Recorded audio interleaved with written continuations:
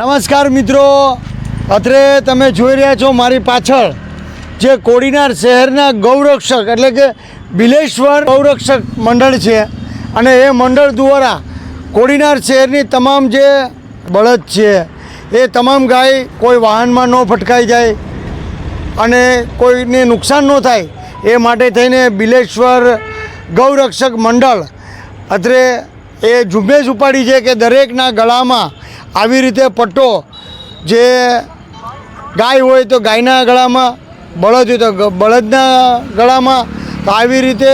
તો મિત્રો, તમે કેટલા સમયથી આ કામ કરો છો ને આજ સુધીમાં તમે કેટલી ગાયોને ને બળદને આ પટ્ટો પહેરાવ્યો છે? જય ગૌ માતા. બિલેશ્વર ગૌરક્ષક છેલ્લા તમે તારે બોલો. બિલેશ્વર ગૌરક્ષક છેલ્લા 7 થી 8 દિવસથી આ કાર્ય કરીએ છીએ અને અમે 150 જેટલી ગાયો અને જે વાછડીઓ છે એમને બેલ્ટ લગાડી દીધા છે અને આગળ પણ અમે આ કાર્ય કરતા રહેવાના છે. અને સાથે સાથે અમારી જે બિલેશ્વર ગૌરક્ષક જે અમારું આખું ગ્રુપ છે એ બીજું એક અનાદર જે ગાયો હોય છે સોસાયટીમાં હોય છે જે વારંવાર કોઈ પણ રોગથી પીડાતી હોય છે અથવા પછી એમને કોઈ પણ અનસંજોગે લાગી ગયેલું હોય છે તો એમની પણ અમે સારવાર કરીએ છીએ અને એ પણ અમે વિનામૂલ્યે કરીએ છીએ. બને ત્યાં સુધી અમે અહીંયા જ સારવાર કરીએ છીએ. પછી એવી કોઈ ક્રિટિકલ કન્ડિશન હોય તો અમે તે ગાય કે વાછડી હોય એને અમે ગૌશાળા હોય છે ત્યાં મોકલીએ છીએ. અને સાથે સાથે અમારો એવો અમારે બધા જેટલા પણ છે ગૌરક્ષકના જેટલા પણ ગ્રુપોના જેટલા પણ ભાઈઓ છે એનો બધાનો પૂરેપૂરો સાથ સહકાર હોય છે અને પોતાનું કામ અધૂરું મૂકીને પણ આ કામમાં એ જોડાય છે. અને સાથે સાથે અમે બધાએ એવો વિચાર કર્યો કે કોડીનાર તો ઠીક છે પણ કોડીનારના પ્રાસલી રોડથી લઈ અને કડોદરા રોડ સુધી રસ્તામાં જેટલી પણ ગાયો છે બધાને બેલ્ટ લગાડી અને આપણે સુરક્ષિત કરવાની છે.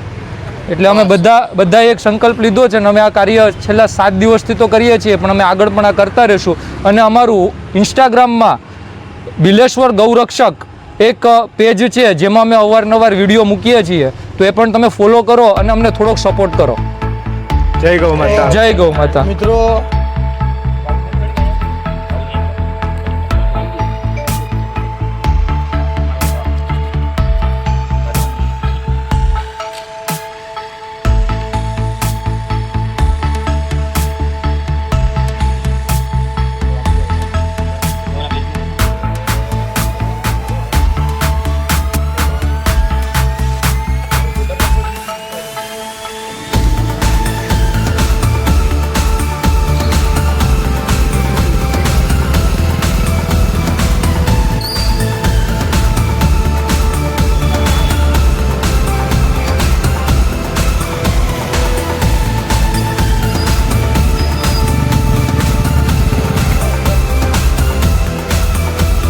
બતાડજો મને.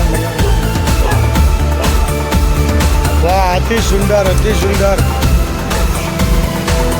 ગાય માતા ગમે ત્યાં રોડ ઉપર હોય કે ગમે ત્યાં રોડ ઉપર બેસી ગયા હોય તોય પણ રોડ ઉપર દેખાય કે અહીંયા કંઈક છે ભાઈ અને અકસ્માત થતો અટકે. જુઓ, સરસ.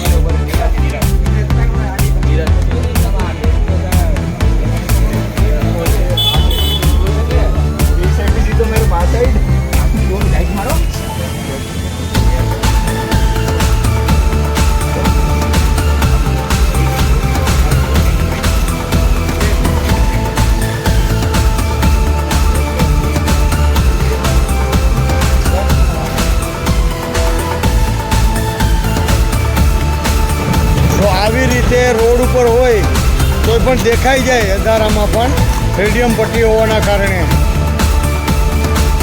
અને અકસ્માત થતો અટકે. આગળ અંજોળામાં જુઓ તમે.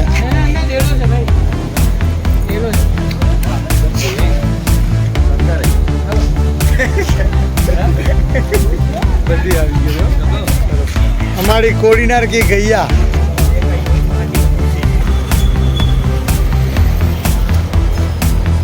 જુઓ કેટલી મહેનત કરવી પડે છે